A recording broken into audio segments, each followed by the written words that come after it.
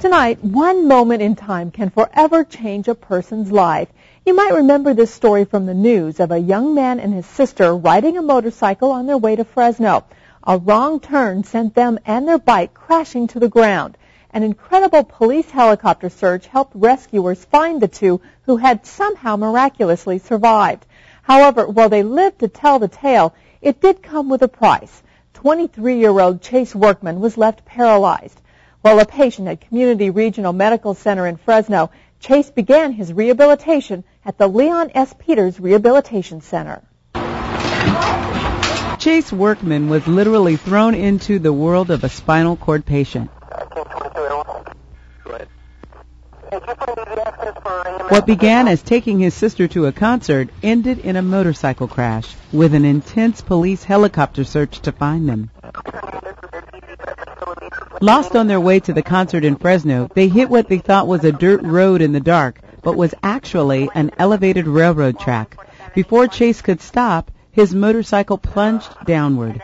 He and his sister went flying through the air. First thing I thought actually was, what is that? When I was feeling my leg, I didn't recognize what that was. But other than that, I was just really concerned for my sister because I didn't realize at the time how she was. The two were lucky to even be alive. She stood up instantly during the accident, so I was very thrilled to find out nothing happened to her like it did me. 911, the emergency highway patrol. I need you to look around and see what you see. Unable to move, Chase listened as his sister Brittany Myers used a cell phone to guide rescuers to their location. I see lights in the helicopter. You see them? I see red and blue lights flashing.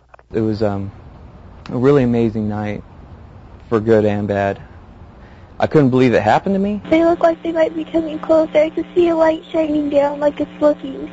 Waiting for help, Chase knew his life from then on would be different.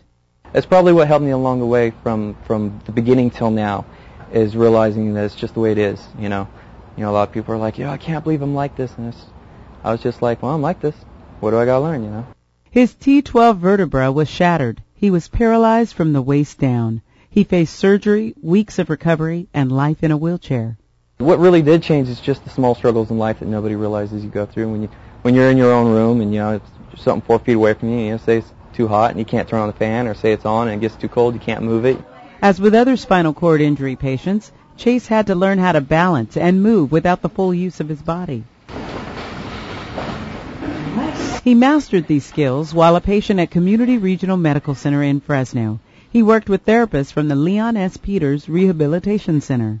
We're just one piece in the continuum of care. The continuum of care starts, of course, when they're brought in for trauma or the ER or are admitted to the hospital, and then there's acute care services, and those therapists start them, and then they're transferred to inpatient rehab, and then we see them for whatever the length of stay is that has been determined. And then when they discharge, there's two options. They either can go to home health therapy or they can go to outpatient therapy, and it really depends just what the patient and family's individual needs are. The center's speech, occupational, and physical therapists work as a team to address patients' individual needs. We are preparing them to discharge home, and we want them to be safe. That's a very key word. We want them to have been able to make as much progress toward that independence as possible before they discharge. See if you can go farther and farther. The center is a neuro-based program, which means neuro-trained therapists treat the very specific needs of spinal cord and brain injury patients. It's a very unique diagnosis, and there are a lot of things that are unique that you do with them that you don't do with other diagnoses, but also with patients who've had strokes and brain injuries and neurologic diseases. While gaining independence and accepting a new way of life, patients and family go through a grieving process for the loss they have suffered. Their emotions may come in stages and can be overwhelming. You really have to be able to jump in with that patient at what stage they're at. Alan Roop, a peer counselor at the center, fully understands the emotions. It's a struggle. It's very difficult. And I know that because I live the life. How you doing? How's your therapy going? 28 years ago, a car crash left Alan paralyzed with only limited use of his hands. Alan leads a support group where patients can freely talk about their experiences. Everything's not going to be okay. It's going to be a real hard adjustment, and your life is going to be very difficult. But if you stick with it, if you take the tools that the Leon S. Peters Rehab team gives you, you can go on with life. You absolutely find out who your friends are in friends and family. Who wants to say you're, I guess, harder to be with. Goodbye, you know.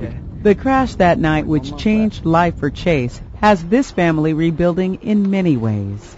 If you take the time to count the negative sides of it, you're just losing all the opportunity to embrace the positive sides. And that's what Mom, brother, and sister prefer to embrace, making home life easier for Chase, while he works to move on.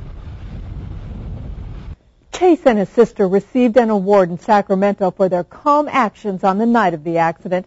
Community wishes Chase and his family the best for his continued recovery. For more on this story, log on to our website. It's medwatchtoday.com.